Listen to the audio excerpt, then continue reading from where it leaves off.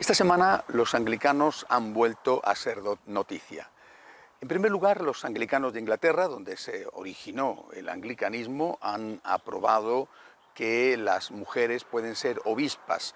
Ya dentro de la familia anglicana, en algunas de sus ramas, por ejemplo los episcopalianos de Estados Unidos, hace años que tienen obispas, obispesas, nadie sabe muy bien cómo llamarlas, por lo menos en español, mujeres obispo. Pero los anglicanos de Inglaterra se resistían también debido a que los anglicanos, sobre todo de algunos países de África, se negaban a ello.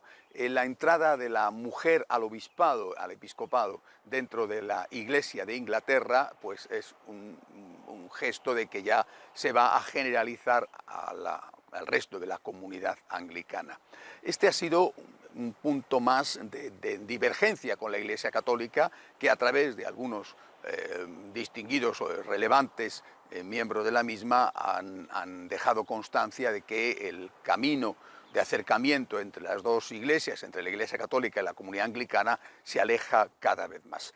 Forma parte de esa deriva que tiene el anglicanismo desde su origen, desde que Enrique VIII decidió fundar una iglesia propia porque la Iglesia Católica no le daba la nulidad a su matrimonio. Pero junto a esta noticia hay otra, tiene que ver en el sentido de que forma parte, también afecta también al anglicanismo, pero no son cosas distintas. Han empezado ya a oírse voces, por ejemplo, a través del anterior primado de Canterbury, es decir, el líder de la Iglesia anglicana, o de un obispo africano muy reconocido, que estuvo muy implicado en la lucha contra el apartheid, Desmond Tutu, han empezado a oírse voces a favor de la eutanasia, es decir, una vez que han dado ya el paso completo de la aniquilación de la tradición en torno al sacerdocio, elevando a las mujeres al episcopado, ahora ya viene la otra etapa, y es el tema moral en el sentido de su relación con la vida. El anglicanismo, hay que decirlo, ha aceptado ya desde hace muchos años el aborto. La presión liberal, la presión progresista en países como Inglaterra o como Estados Unidos o como Canadá les llevó ya hace tiempo a aceptar sin ningún problema el aborto. Ahora el paso es la eutanasia.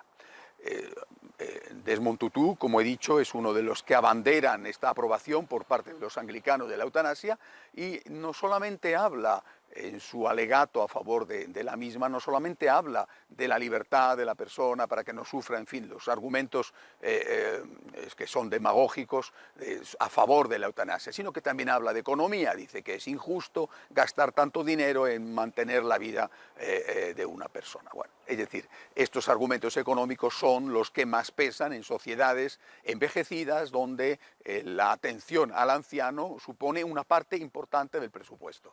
En la medida en que la eutanasia se permitiera, después es cuestión de forzar a la persona para que esa persona libremente lo pida, o incluso aprovechar un momento en que esté sin su plenitud de facultades para decir que hay que hacerle la eutanasia. Estamos ante un caso claro de deriva. Poco a poco el anglicanismo, y no es el único, va entrando en esos requisitos que se reclaman hoy a las iglesias para que sean políticamente correctas. Es una iglesia que se degrada, es una iglesia que ha aceptado el aborto, aceptará la eutanasia. Habrá naturalmente una polémica interna, como lo ha habido con el sacerdocio de la mujer, con el episcopado de la mujer, habrá una polémica interna, tardará 5 años, 10 años, 15 años, se terminará por aceptar la eutanasia en el anglicanismo. Es una iglesia que va a la deriva. Ahora, ¿y nosotros católicos qué? Por un lado, lo que estamos viendo en el anglicanismo y en otras iglesias protestantes nos lleva a decir, si nosotros cedemos, terminaremos como ellos, es decir, nos convertiremos en esa iglesia políticamente correcta que dice amén a todo aquello que reclaman los que mandan en el mundo. Pero a la vez, no solamente nos sirve de advertencia, sino que está produciéndose un claro riesgo de contagio. Son muchas las voces dentro de la Iglesia Católica que proponen el anglicanismo como un modelo. Quizá no lo hacen de una forma explícita y clara, tenemos que ser como los anglicanos. es demasiado obvio que eso no puede ser, sino que lo hacen de una forma más sutil. Tendríamos también nosotros que ir aceptando determinadas cosas si no queremos quedarnos atrás en el devenir de la historia, si no queremos convertirnos en unos bichos raros, en un grupo anticuado, en un grupo molesto, si no queremos alejar a la gente de nosotros. No importa que los datos demuestren que esta aceptación de medidas progresistas es la que aleja a la gente, es decir, que los anglicanos están cerrando cada vez más iglesias, a pesar de tener ya, por supuesto, desde el inicio los sacerdotes casados, ahora las mujeres sacerdotisas, etcétera, aún así tienen que cerrar cada vez más iglesias, entre otras cosas porque no tienen feligreses. No importan los datos, el argumento es siempre el mismo, el contagio. Si nosotros no cedemos, nos convertiremos en personas anticuadas, la historia pasará sobre nosotros, seremos irrelevantes, desapareceremos. Creo que este riesgo de contagio existe y es real. Lo que nosotros tenemos que hacer siempre es lo mismo, ser fieles a Jesucristo. No dejarnos seducir ni por unas teorías ni por otras, ni dejarnos engañar por esa tesis de que cuanto más progresistas y liberales seamos, más gente vendrá, más fácil será, más aplaudidos seremos.